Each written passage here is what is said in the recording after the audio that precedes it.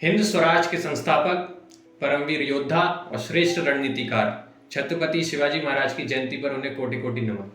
नमस्कार दर्शकों, मैं तनय शर्मा आपका हार्दिक स्वागत करता हूं जानकारी शाला में। आज हमारे साथ मौजूद हैं लोकेन सिंह जी, जो एक लेखक ही नहीं बल्कि पत्रकार भी हैं, कवि भी हैं। हाल ही में सर ने एक किताब लिखी है हिंदवी स्वराज दर्शन, जो यात्रा वृत्तांत है छत्रपति शिवाजी महाराज के किलों के ऊपर। तो आइए सर से जानते हैं इस किताब के बारे में। सर, पहले आप किताब के बारे में परिचय दीजिए। जी, ये एक ऐसी किताब है जिसमें अनुभव भी है, यानी एक ट्रैवलॉग है। लेकिन ये सामान्य जिस तरह से ट्रैवलॉग लिखते हैं वैसा मैंने लिखने का प्रयत्न नहीं किया, बल्कि मैंने थोड़ा सा इतिहास में ले जाने का प्रयास किया है, सांस्कृतिक भौगोलिक स्थितियों को बताने का प्रयास किया है, साथ में वहां जो कुछ मैंने देखा अनुभव किया उसका वर्णन मैंने इस ट्रैवलॉग इस पुस्तक में किया है। तो हमारा एक समूह है सूर्य फाउंडेशन का।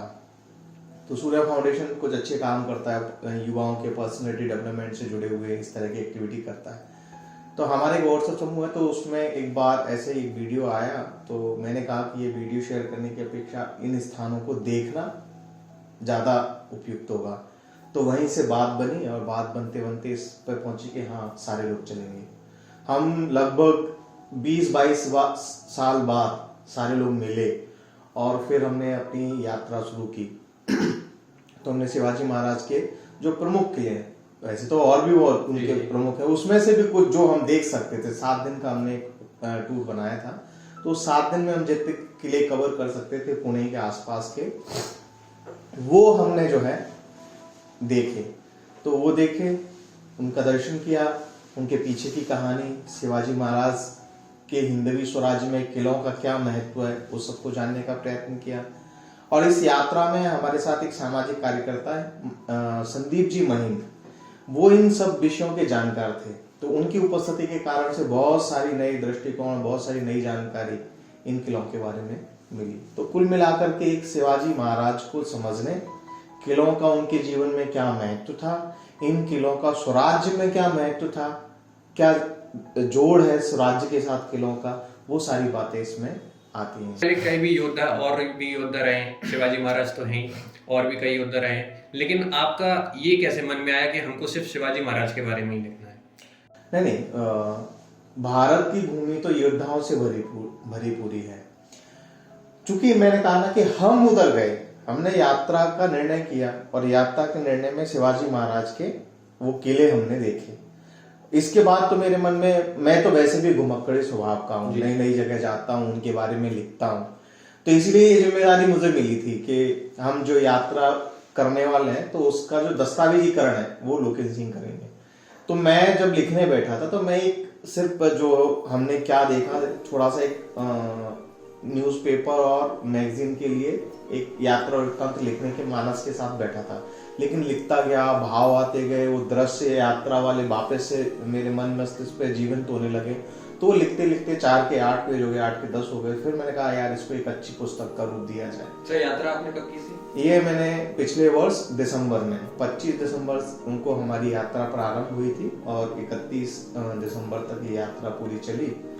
तो उसमें हमने पुणे से प्रारंभ की, सारे लोग अलग अलग स्थानों से। इसमें 7 राज्यों के 70 के आसपास युवा शामिल हुए, जिसमें महिलाएं भी थी, पुरुष भी थे और 2-3 बच्चे भी थे।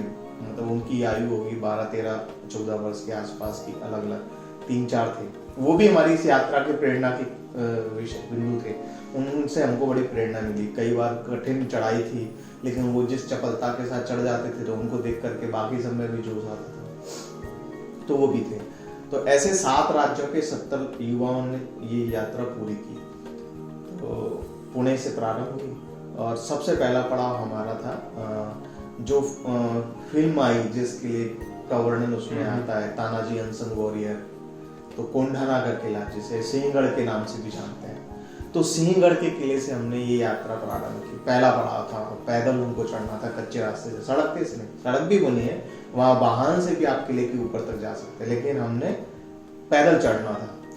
महाराष्ट्र की एक अच्छी परंपरा है, महाराष्ट्र में बहुत सारे सामाजिक कार्यकर्ता युवाओं को लेकर के इतिहास को समझे, वो मैदान में जाकर के, उन स्थानों पर जाकर के इन किलों को देख करके अपने इतिहास को जाने। तो मुहिम की परंपरा है, मुहिम यानी बहुत सारे लोग एक साथ जाते हैं और एक किले से दूसरे किले पर, दूसरे किले से तीसरे किले पर पैदल जाते हैं और उनका कोई एक दो नेतृत्व करता होता है, वो उनको उनके किले के बारे में इतिहास बताता है। तो हमने भी अपनी इस यात्रा को मुहिम के रूप में ही रखा है कि हम शिवाजी महाराज के किलों के दर्शन की मुहिम पे जा रहे हैं।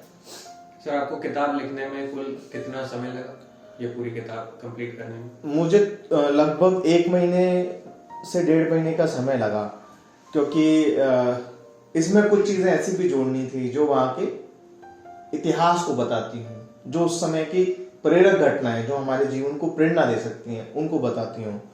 फिर उनका संदर्भ भी हो, ऐतिहासिक संदर्भ भी हो, कहाँ आए वो बातें, किसने दर्ज की हैं, उन सबको भी थोड़ा जोड़ना था, लिंकअप करना था। तो फिर जब लिखने बैठा तो फिर कुछ और, वैसे तो मैंने बताया संदीप माइन जी हमारे साथ थे, वो ऑथेंटिक पर्सन है, उनने जो भी जानकारी दी बहुत वैज्ञानिक ढंग से दी। उसके बाद भी फिर भी कुछ साहित्य और उसमें आए, तो इसलिए कुछ और संदर्भ ग्रंथ भी मैंने देखे। जब मन बना लिया पुस्तक लिखनी है तो संदर्भ ग्रंथ भी देखे, फिर वहां से अपनी यात्रा के अनुभव को जोड़ा। तो ऐसे करके लगभग 1.5 महीने का। सर, व्यक्तिगत तौर पर आपको कैसा अनुभव रहा आपका पूरी यात्रा में और किताब लिखने, मतलब जब से आपका एक सुझाव आया मन में तब से लेकर अब तक? मैं सच बताऊं तो मैं इस नतीजे पे पहुंचा कि शिवाजी महाराज की जो भूमिका है, हिंदवी स्वराज्य का जो संकल्पना है, उसको हम किताबों में पढ़ करके या ऐसे सुन करके नहीं समझ सकते। ये ऐसी यात्रा करना जरूरी है। तो अपने देश के इतिहास को, अपने देश की संस्कृति को अगर आप समझना चाहते हैं तो यात्राएं कीजिए। यात्राएं बड़ी महत्वपूर्ण है। यात्राएं हमें जीवन सिखाती हैं, अपनी संस्कृति से जोड़ती हैं, अपने समाज से जोड़ती हैं। भारत की परंपरा रही है यात्रा करना। भारत में हम देखते हैं तीर्थाटन की परंपरा थी। एक समय के बाद सारे लोग लगभग 50-60 की आयु पूरी करने के बाद सब लोग अपने अपने गांवों से सामूहिक रूप से तीर्थाटन के लिए जाते थे, अलग अलग स्थानों पर जाते थे। तो अपने देश को समझते थे, अपने घर से निकलते थे, अपने देश में क्या क्या विविध संस्कृति है, किस तरह के रूप रंग है, क्या और समाज किस तरह का है, क्या चुनौतियां हैं समाज के सामने, उन सब का अनुभव करते थे। तो इस यात्रा ने मुझे शिवाजी महाराज को समझने की एक संकल्पना दी, हिंदवी स्वराज्य को समझने की एक बुनियादी उसके आधार क्या थे वो मैं समझ पाया, और किलों की क्या भूमिका होती है किसी राज्य की स्थापना में वो मैं समझ पाया। तो इस नाते, और अच्छी बात यह है कि संयोग से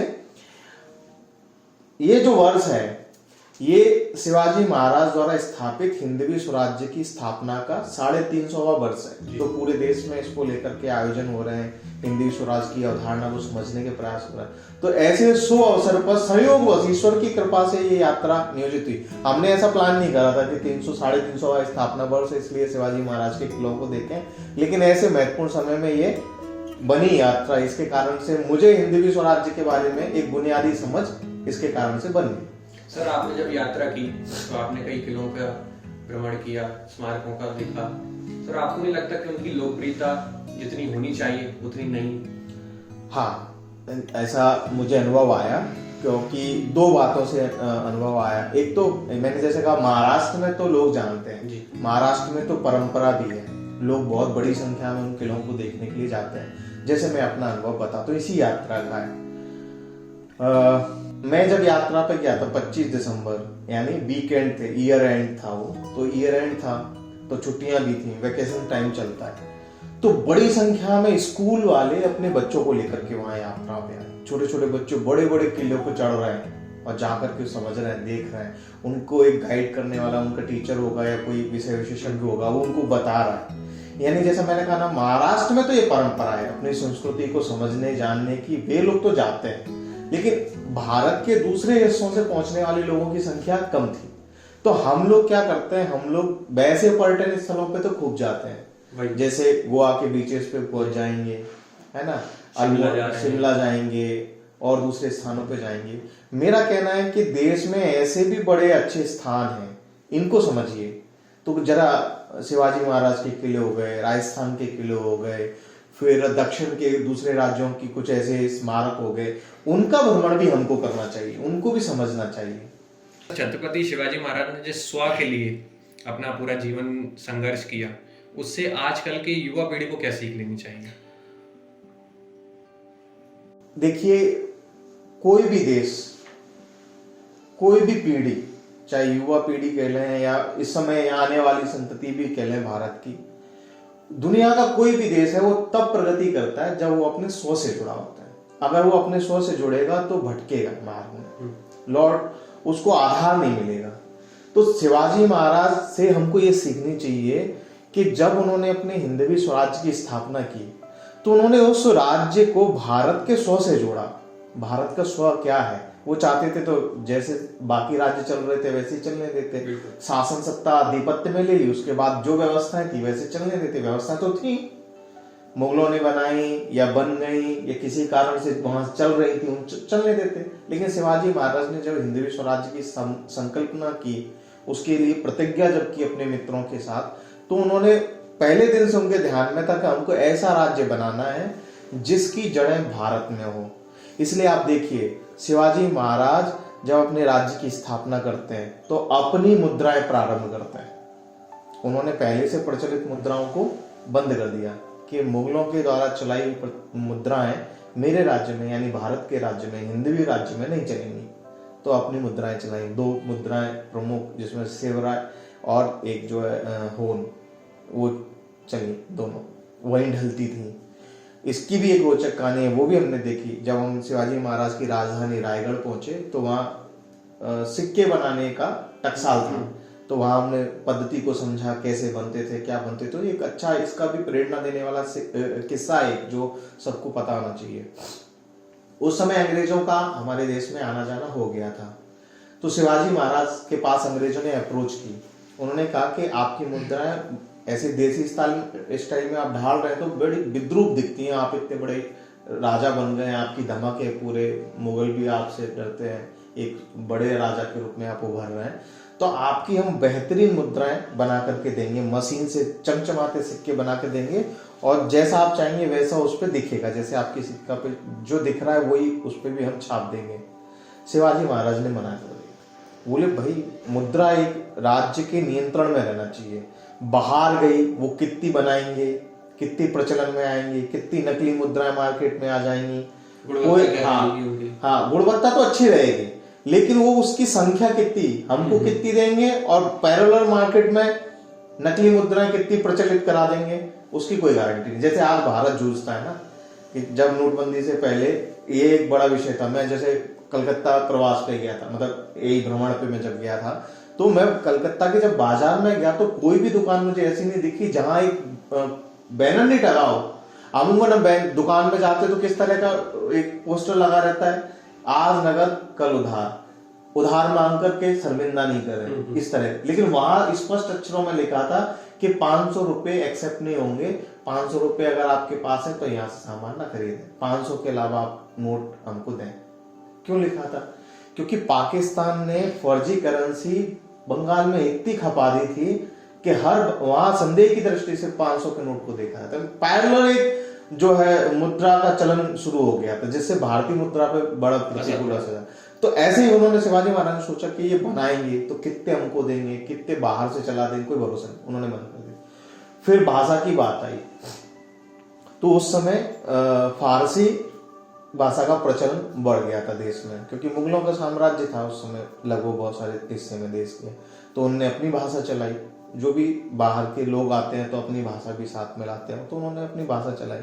तो शिवाजी महाराज ने इसकी भी व्यवस्था की कि भाई अपना राज्य है ना, अपनी भाषा के आधार पर ही चलना चाहिए।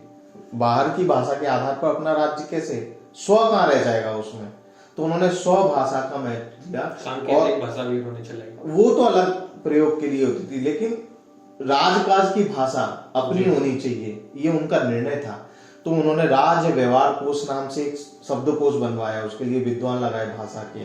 उन्होंने वो शब्दकोश तैयार किया और फारसी के, अरबी के जितने शब्द थे सबको हटा करके मराठी, संस्कृत, हिंदी के और दूसरी भारतीय भाषाओं के शब्दों को उसमें लेकर के आए।